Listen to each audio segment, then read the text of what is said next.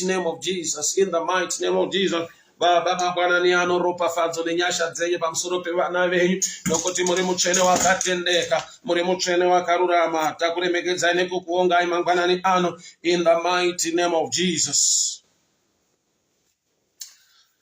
Ndinotenda Mwari zvikuru mangwanani ano. I've got a short text about Tishe. John chapter 5. John chapter 5 verse 7. The sick man answered him, "Say, I have no one to put me into the pool when the water is stirred up. But while I am going, another steps down before me." I'll repeat again. The sick man answered him, "Say, I have no one to put me into the pool when the water is stirred up. While I am going, another steps down before me." Murume aivapadziwa paBhetsaida ndiari kutaura kuna Jesu kuti, "Ishe, handina munhu unondiwisira mvura kana ichinge yabvongodzwa. Asi pese pandinoda kupinda, pana anonditangira anoenda ahead of me." That's a picture yekuti nyange munhu ari kuchema kuti handina munhu anondibatsira kuti situation yangu inake, ane vanhu vanomukwikwidza vachiignore situation yake. Wishes mutero ngara. May the good Lord bless you. May the good Lord protect you. Nyadatara nezvayo mangwanani ano ndeyekushayiwa munhu. Ndeyekushayiwa munhu. Nyange munhu ati ndiri kushayiwa munhu anondiwisira, nzvimbo yaari ine munhu ari kuenda ahead of him kuti zvake zviite, but achiignore kubatsira murume uyu ane situation yaari kuchema nayo.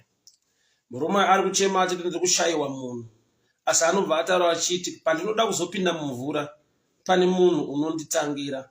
Kureva nzvimbo yaari ine vanhu pasinei naye, vanhu vari so selfish minded zvekuti to an extent yekuti nyangwe ari kushayiwa munhu angamuwisire mumvura, patoo nevanhu vari kutoendawo ahead of him mumvura yacho. It was a place of competition, a place yekuti no one is ready to help anyone.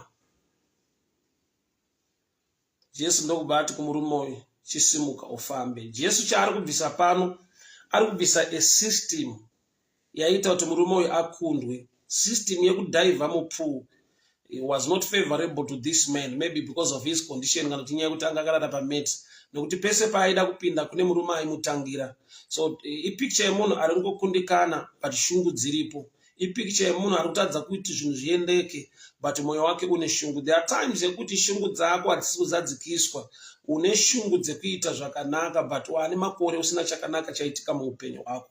Sometimes people will judge you vachindofunga hauna shungu, hauna maconnections, hauna kufunda, hauna mata, haugone. Yet murume uyu is in the right place. Inotoya mutumwa waMwari. That's a picture of a church. Is in the right place. Mukati make mutone shunguwo dzekuti pamwe zvingaitawo zvakanaka. But pese paanoda kuedza kupinda, somebody goes ahead of him. Urati haasi munhu anga asiri kutrya. He was trying. Mvura ikabvongodzwa aitoedza. He was trying. Wherever I try to get in, when I'm going, another man goes before me. Which means the going part yaitova mahari. Waitombozama. Ari halfway kuda kuti asvike. Maybe asaiwa ne distance diki, aingoona mumwe munhu aenda ahead of him. So munhu uyu munhu ane shungu, munhu ari kutrya, but things are not happening. I don't know whom I'm talking to this morning. You have been trying. Mauri mune shungu. Une shungu yekuti zvinhu zviite. Une shungu yekuti zvinhu zviendeke. Une effort yaunoisa. But nekuda kwokuti unokundwa, unotangirwa. Sometimes people will judge you. Kuti haasi serious. Haasi serious, haadi, haagoni. But this man ndawana ipicture yekuti ari kutotaura kuti whenever I try to get in, somebody goes ahead of me. With you the trying part iri mahari. Ndoda kunamata newe mudikani mangwanani ano. You have been trying. Une zvawazama. Une zvawatrya kuita.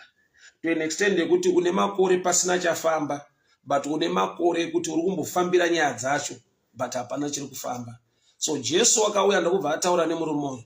Ndokubva aregera kuintroduce a system yekudhaivha mupool yaita kuti murume uyu akundwe. Jesu ndokuintroduce a system yandinoti a willpower system. Nekuti Jesu akabvunza murume uyu, do you want to get well? Unoda here? Kurati ndabvisa pa competition. It's now a matter of your choice.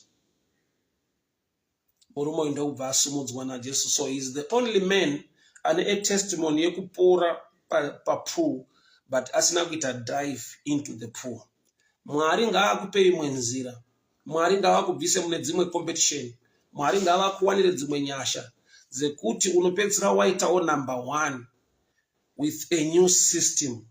The old system haisi favorable kwauri. Murume uyu haana kudhaiva mupfuwo, mutumwa haana kuuya akabvongodza mvura. Murume uyu wakapora ari pabedside, but asina kudhaiva mupfuwo nekuda kwekuti the diving system yanga isiri good for him. Process yekupinda mupfuwo yaita kuti ave failure for almost 38 years. But Jesu paanouya otaura nemurume uyu unosimuka. Mwari ngavasumudza upenyu hwako nenzira isina kutarisirwa nevanhu. Mwari ngavasumudzire upenyu hwako nenzira isiri musystem yekuronga kwevanhu. Mwari ngavasumudzire upenyu hwako nenzira ichashamisa vazhinji. There are systems panyika. Kune nzira netsika dziripo panyika kuti ukadai ndo paunosimuka. Ukazivana nanhingi ndo paunogona kusimuka. Ukaita izvi ndo paunogona kusimuka. Ukava nemaconnections anenge aya ndo paunogona kusimuka. Systems panyika dziripo dzasimudza vamwe, and we've been trying kuti tigonawo kubudirira through those systems. Wese ari kuzama, ruoko rwaMwari rwenyasha ngarubata upenyu hwako. This man was not just a failure, but he was a man anga neshungu. He was trying. Pese paibvongodzwa mvura airuza, ainonoka kupinda, but atombosimuka. Nekuti pandaverenga pati, while I'm trying, say I have no one to put me into the pool when the water stayed up.